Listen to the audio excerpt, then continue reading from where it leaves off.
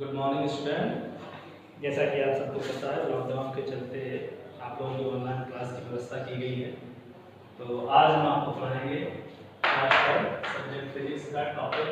First topic आपका second उसका देखेंगे, रिफ्लेक्शन ऑफ लाइट, प्रकाश का परावर्तन। प्रकाश का परावर्तन जानने से पहले हमें पता होना चाहिए कि प्रकाश क्या है, व्हाट इज द लाइट। चलिए देखते हैं। तो सबसे पहली हेडिंग लगाएंगे हम लोग प्रकाश, लाइट, LIGH, लाइट। प्रकाश क्या है? तो अगर प्रकाश की परिभाषा को देखें तो प्रकाश एक प्रकार की क्या है, ऊर्जा है जो हमारे नेत्रिका तंत्र को उत्तेजित करती है। और जब प्रकाश की किरणें हमारी रेटिना पर पड़ती हैं तो हमें वस्तुओं के प्रतिबिंब दिखाई देते हैं या वस्तुएं हमें दिखाई देती हैं। तो प्रकाश एक प्रकार की ऊर्जा है जो हमारे नेत्रिका तंत्र को उत्तेजित करती है, जिससे हमें वस्तुएं दिखाई देती हैं। या सीधा कह दो, प्रकाश एक प्रकार की ऊर्जा है जो हमारी आंखों की रेटिना को उत्तेजित करती है, जिससे हमें वस्तुएं दिखाई देती हैं। आगे समझ में आया प्रकाश क्या है? प्रकाश एक प्रकार की ऊर्जा है जो हमारे नेत्रिका तंत्र को उत्तेजित करती है। और जब प्रकाश की किरणें हमारे रेटिना पर, नेत्रिका की रेटिना पर पड़ती हैं तो हमें वस्तुएं दिखाई देती हैं। क्लियर? अब इसके बाद हम पढ़ेंगे प्रकाश के गुण। प्रकाश के properties of light, properties of light. प्रकाश के गुण क्या होते हैं? सबसे पहला पॉइंट, प्रकाश सदैव एक सीधी रेखा में चलता है। प्रकाश सदैव एक सीधी रेखा में चलता है। प्रकाश किस में चलता है? सदैव एक सीधी रेखा में चलता है। क्लियर? ऐसा नहीं हो सकता कि प्रकाश, मान लीजिए आप कोई टॉर्च जलाएं और मान लीजिए आगे कोई कुछ है, कुछ भी है, तो वैसे घूम के निकल जाए। क्यों? क्योंकि प्रकाश सदैव एक सीधी रेखा में चलता है। क्लियर? इसके बाद प्रकाश की चाल, वायु या निर्वात में। प्रकाश की चाल वायु में या फिर निर्वात में, वायु या निर्वात कितनी होती है? C = 3 × 10⁸ मीटर प्रति सेकंड होती है। प्रकाश की चाल वायु या निर्वात में कितनी होती है? 3 × 10⁸ मीटर प्रति सेकंड होती है। वायु एयर, जहाँ पर सभी गैसों का मिश्रण हो, जिस वायुमंडल में हम रहते हैं वहाँ पर उसको वायु बोल देते हैं। निर्वात क्या है? अगर निर्वात को हम देखें तो इसका मतलब है जहाँ पर वातावरण नहीं आता, जहाँ पर वायु नहीं है। निर्वात को अगर हम तोड़ें तो निर् का मतलब नहीं होता है, वात का मतलब वातावरण से होता है। तो निर्वात का मतलब होता है कि जहाँ पर वायु नहीं है उसे हम क्या कहते हैं? निर्वात। जहाँ पर ये वायुमंडल नहीं है उसे हम क्या कहते हैं? वैक्यूम, निर्वात कहते हैं। तो वायु में या फिर निर्वात में प्रकाश की चाल कितनी होती है? 3 × 10⁸ मीटर प्रति सेकंड होती है। क्लियर? चलिए अगला पॉइंट देखिए। प्रकाश जो है सघन माध्यम में। कैसे माध्यम में? प्रकाश की चाल विरल माध्यम में कैसी होती है? विरल माध्यम में चाल कैसी होती है? विरल माध्यम में चाल कैसी होती है? अधिक होती है। इसका मतलब प्लस लगा अधिक। विरल माध्यम में प्रकाश की चाल अधिक होती है और सघन माध्यम में प्रकाश की चाल कैसी होती है? कम। विरल माध्यम में प्रकाश की चाल अधिक होती है और सघन माध्यम में प्रकाश की चाल कैसी होती है? कम। सघन माध्यम में प्रकाश की चाल कैसी होती है? कम। तो नेक्स्ट पॉइंट क्या हो गया कि विरल माध्यम में प्रकाश की चाल अधिक होती है, सघन माध्यम में प्रकाश की चाल कैसी होती है? कम होती है। विरल माध्यम में प्रकाश की चाल अधिक होती है, सघन माध्यम में प्रकाश की चाल कैसी होती है? कम। क्लियर? नेक्स्ट पॉइंट देखेंगे हम।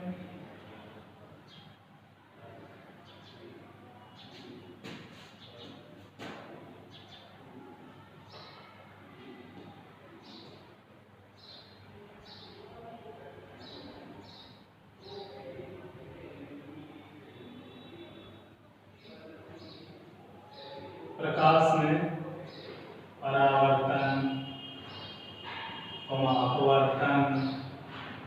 अपवर्तन, विवर्तन, विवर्तन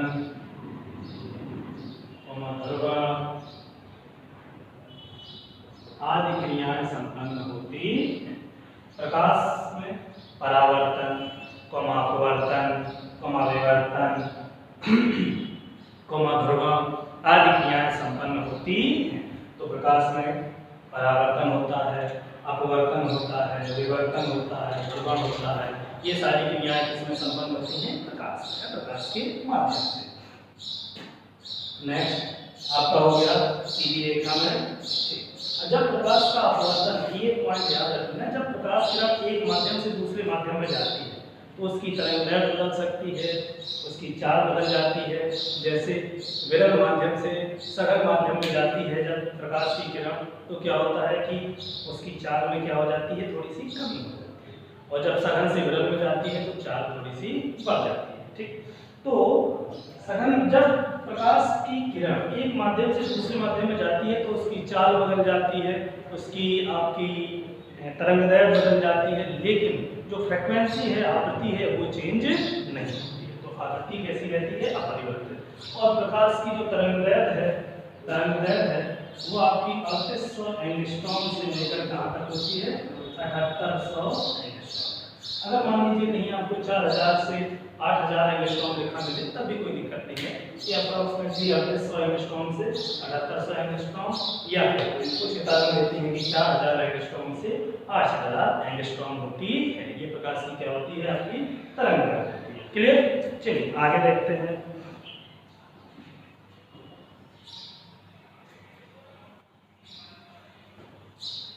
इतना समझ में आ गया? नेक्स्ट आपकी हेडिंग रहेगी प्रकाश का परावर्तन। प्रकाश का परावर्तन, रिफ्लेक्शन ऑफ लाइट। चलिए देखते हैं, रिफ्लेक्शन ऑफ लाइट, प्रकाश का परावर्तन। प्रकाश का परावर्तन क्या होता है, देखते हैं। तो प्रकाश का परावर्तन, जैसे ये आप एक हम डायग्राम के थ्रू आपको समझाते हैं। ये मान लीजिए इसको हम अभिलंब क्या बोलते हैं, अभिलंब, और ये आपका परावर्तक तल है।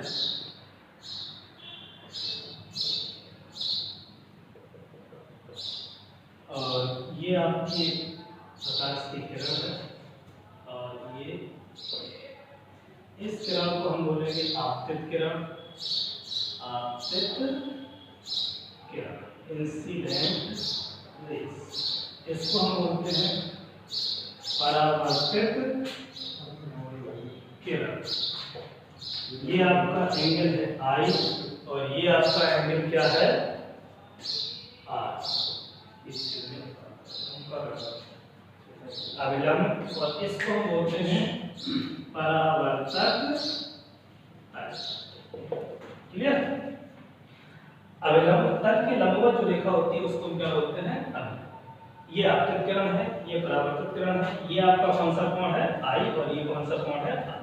तो प्रकाश का परावर्तन क्या है, जब कोई प्रकाश किरण किसी परावर्तक तल पर आपतित होती है तो उसी माध्यम में वापस लौट जाती है। इस घटना को प्रकाश का परावर्तन कहते हैं। जब कोई प्रकाश किरण किसी परावर्तक तल पर आपतित होती है तो वो उसी माध्यम में वापस लौट जाती है। इस घटना को प्रकाश का परावर्तन कहते हैं।